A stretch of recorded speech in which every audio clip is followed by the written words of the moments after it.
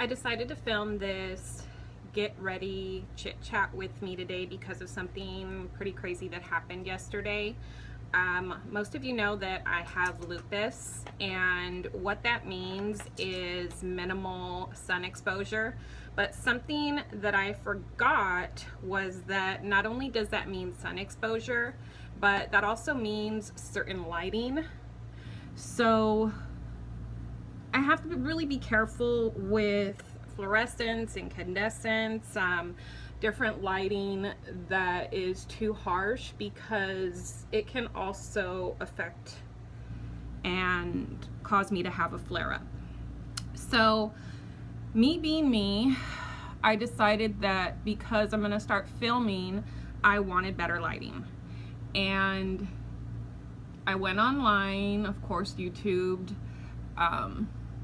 inexpensive lighting for YouTube videos. Found a really great video on a lighting setup that I thought would absolutely work for me. Essentially, it's taking a couple of floodlights, and they're those clamped lights, and you basically put the bulb in, cover them with parchment or wax paper, and bam, there is your lighting for very minimal cost. I think it was $14 for two.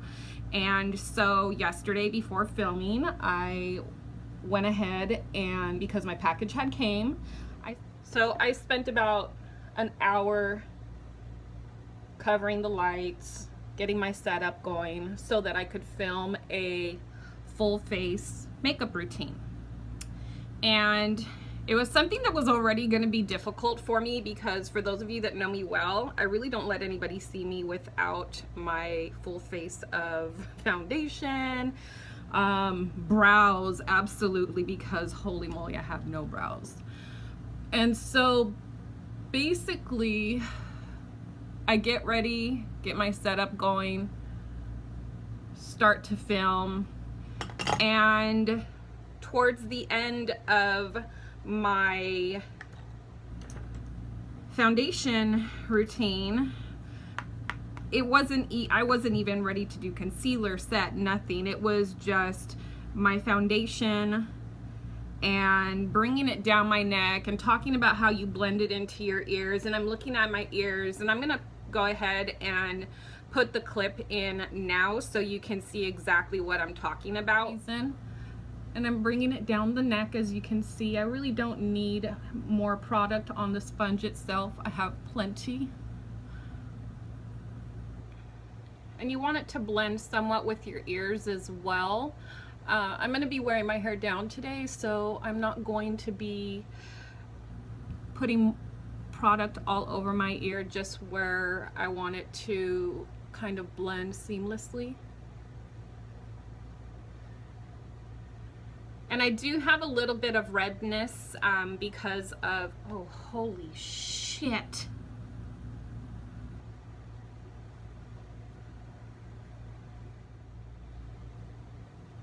So there I am filming, and I start to notice as I'm talking about my ears and blending it in, because you want it to have, you know, you want it to be blended in. You don't want to have a mask.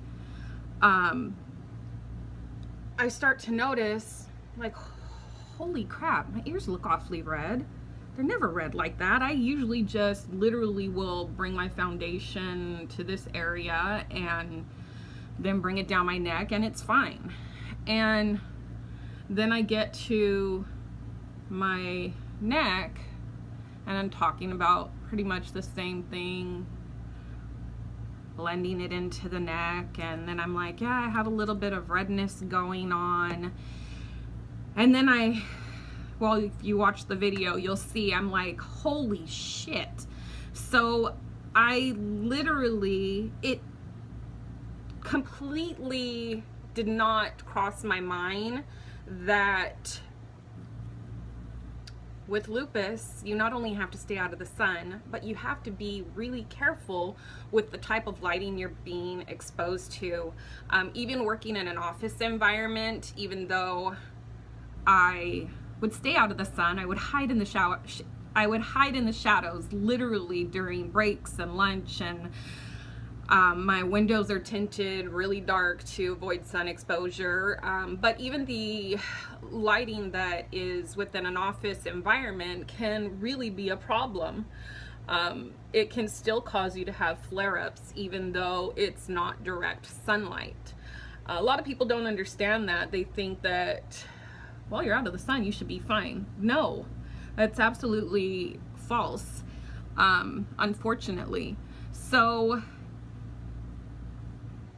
like I said, here I am getting ready to film and really excited, pumped up, of course a little nervous because of the type of video that I was gonna put out. And again, I really had no idea this was gonna happen, but it was a huge eye-opener as to me being aware of this disease and what it can do to you. Pretty much wake up in pain every single day because it causes osteoarthritis. So my joints basically grind on each other. On top of it, the sun exposure, I mean, it really does suck. But there are things, of course, that I can do to minimize flare-ups. One of them, staying out of the sun, and as I found out the hard way, really being careful what type of lighting I'm exposing myself to. So I'm definitely gonna have to figure out a new lighting situation. My daughter says that my videos are perfectly lighted with the lighting situation that I have going on above hand. I'll go ahead and put in a picture so you could see what I'm referring to.